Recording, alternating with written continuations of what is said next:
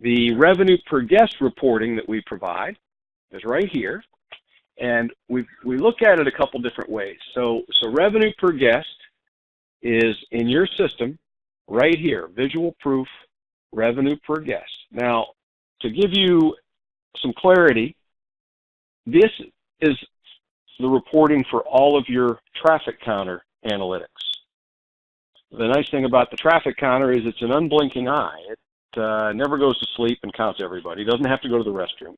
Whereas your CRM program, the UP system, sometimes it's always going to be a little bit lower because if you have overflow scenarios, you're just not able to talk to everyone. So what we do is we create a myriad of reports that compares the two.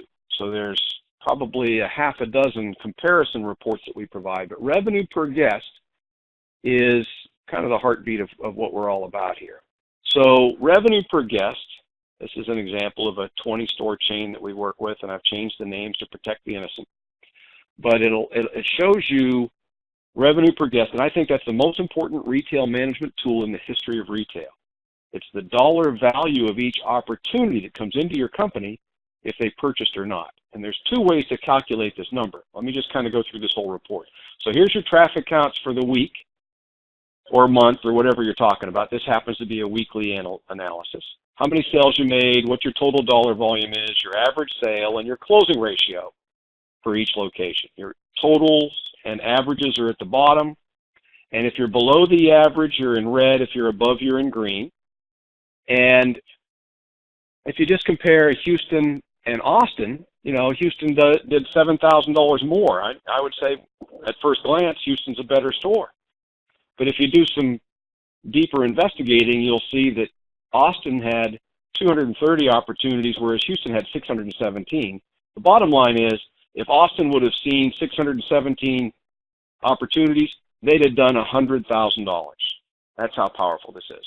Let me furthermore show you Youngstown. I went to college there, so I pick on Youngstown a lot, but has the lowest revenue per guest number in the entire chain. Why is that? Well, their closing ratio is less than 5%, less than 1 out of 20.